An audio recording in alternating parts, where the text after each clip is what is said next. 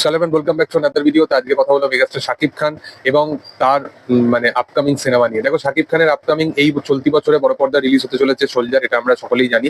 এর পাশাপাশি তার আগামী বছরে দুটো সিনেমা মোস্টলি কনফার্ম, এবং আমার মনে হয় শাকিব খান মানে আগামী বছরে দুটো সিনেমাই আনুক, কারণ এই দুটো সিনেমা মানে খুব অন্যতম সিনেমা হতে চলেছে এবং এখন থেকেই এই সিনেমা দুটোর শুটিং শুরু হয়ে যাওয়া উচিত।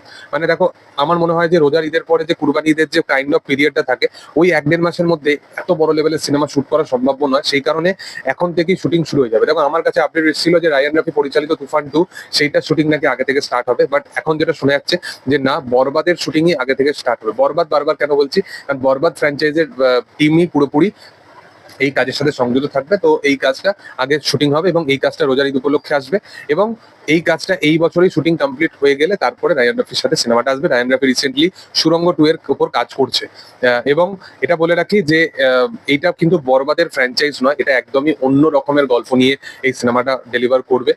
মানে শুধুমাত্র ওই টিম বা ওই মেকারসরা একসাথে সংযত হয়েছে মানে এটা নয় যে তারা নতুন ভাবে সিনেমাটাকে আবার রিক্রিয়েট করবে বা পার্ট 2 আনবে, সেরকম নয়। ওই চরিত্রটা ওখানেই শেষ হয়ে গেছে, এবং জোর করে কোনো জিনিস এই পরপর 1-2 বছরের গ্যাপের মধ্যে নিয়ে আসা উচিতই নয়। হ্যাঁ, আজ থেকে যদি আমি 5-6 বছর পর যদি বলি, তাহলে হয়তো নিয়ে আসলে আমার মনে হয় ওয়ার্ক করবে। এবং এটার পাশাপাশি আমার মনে হয় অন্য একটা প্রজেক্টের উপর কাজ চলছে, যেহেতু বরবাদ এমন একটা স্ট্যাবলিশ কাজ তারা ডেলিভার করেছে, তো সেই দরুন বারবার ওটাকে পার্ট 2 এর নামে ঘোষিত করা হচ্ছে। তো যাই হোক, ফাইনালি এই টিম আবার কোলাবোরেট করতে চলেছে, এই টিম আবার ফাইনালি একসাথে আসতে চলেছে। মেহেদী হাসান হৃদয় তার যেরকম কনসেপ্টের উপরে সে সিনেমা বানায়, সেইটার উপর একটু হাটকে শাকিব খানকে আমার মনে হয় প্রেজেন্ট করা উচিত। এবং সবচেয়ে বড় কথা, অভিনেত্রী হিসাবে সে কাকে বাছাই করে নেবে সেটাই হচ্ছে দেখার।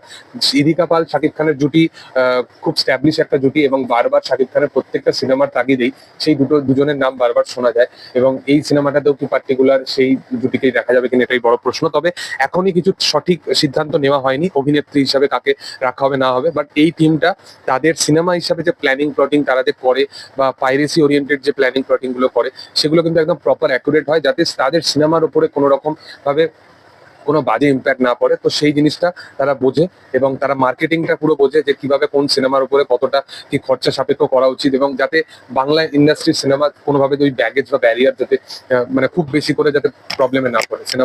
প্রথম সিনেমার বাজেট 14-15 কোটি টাকা ছিল, তো হোপফুলি এই সিনেমার বাজেটটা আরো বেশি হবে। যাই হোক, তোমাদের কি বক্তব্য এবং তোমরা কতটা এক্সাইটেড আছো এই কাজটা নিয়ে, সেটা কমেন্টে জানিও। ভিডিও ভালো লাগলে অবশ্যই লাইক শেয়ার সাবস্ক্রাইব করে দিও, এবং পাশে থাকা বেল আইকনটা অবশ্যই প্রেস করবে। Thank you all, by.